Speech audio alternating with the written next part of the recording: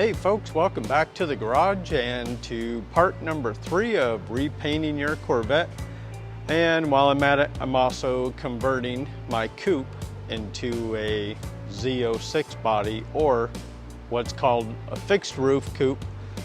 But I'm retaining the Targa top. For those of you that are just tuning in for the first time, you'll have to go back and catch the other episodes. So where we left off on this is exactly where we left off, because it has been hot as can be here.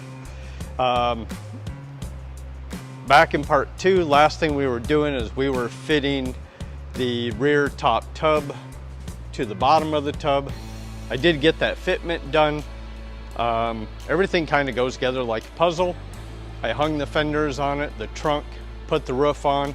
Everything is lining up, and I'm ready to start bonding rear tub upper section to my existing section. Now, a couple of things that go along with that.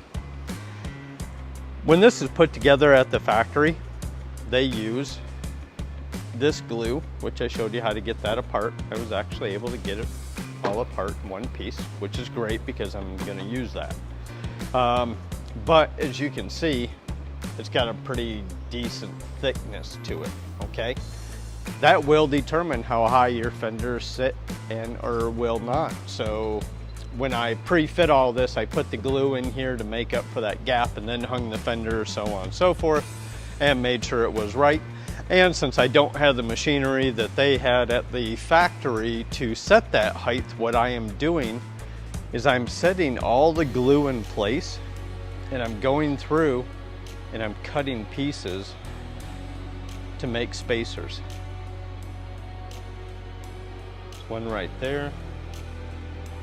I've already glued a couple of these in place, so those aren't going anywhere.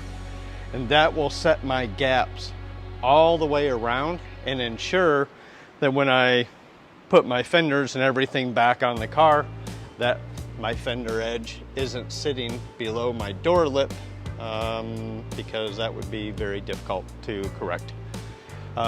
So that's how I'm doing this, is I'm using those as spacers. I still got a little bit of it to do over here.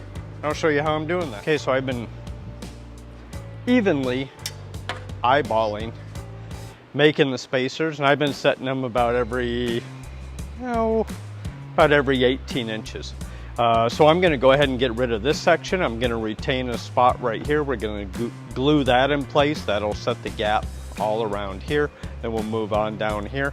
And I've just been using a big pair of metal tin snips that I've had since I used to work on aircraft. And just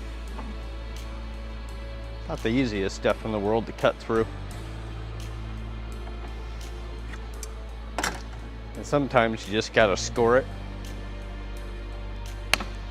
and break it. And this one's rather difficult, you can see, because it's got that big huge bead right there, so pretty hard to cut through it.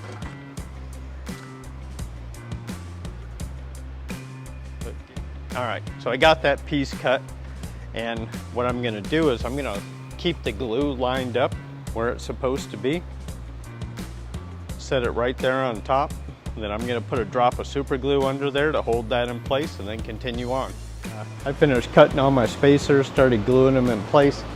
I'm just waiting for the glue to dry, and then ready to start laying the adhesive down along this entire edge. And I'm going to lay it thick enough that it's just a little bit taller than what all the spacers are.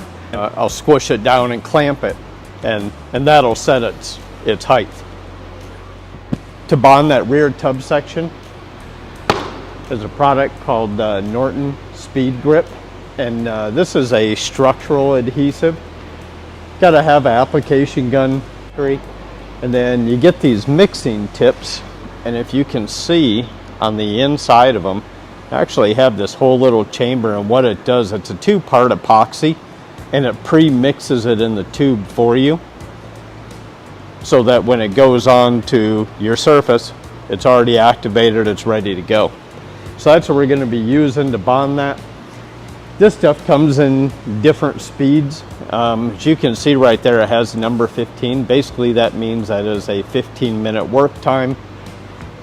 Just as an example, here's another one. That's a 5-minute work time. And a good rule of thumb is the hotter it is outside, the longer you want it to work. Hey, go ahead and start getting this tube ready.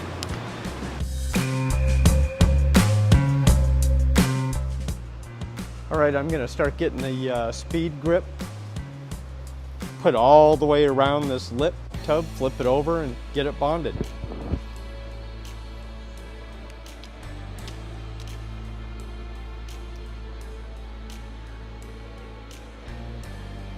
Sure that this sits just a little bit taller than all those spacers.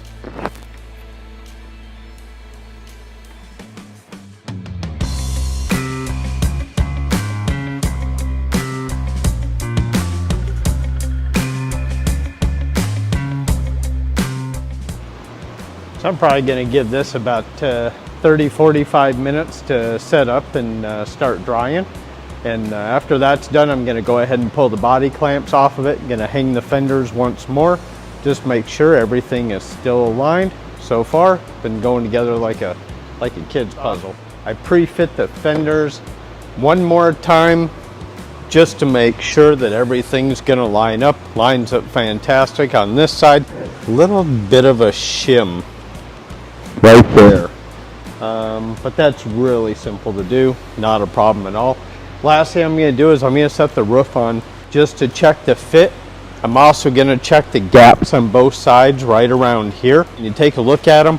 They have a D seal that sits in here and wraps around to kind of bring it up to a little more modern day. What I'm going to do is I'm going to go ahead and put that D seal back in this channel. And I'm going to stop it about here. We'll do a self-leveling sealant all the way up and just bring it up to kind of modern day spec. Doesn't get much more perfect than that.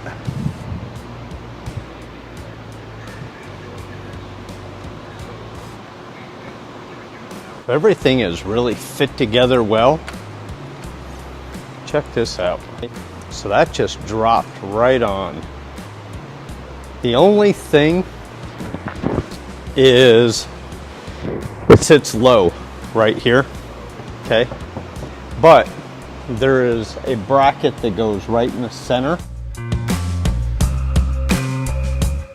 Over on this side, I took another strip of that glue out of the trash, set it under here just to set the gap, and boy, just about. Guys, I think that's gonna do it for tonight. I'm going to continue working on this, get that glue off of there. Nothing real exciting, and we will catch you all on part 4. Make sure you smash that subscribe button, and I'll put links down below to some of the products that I'm using.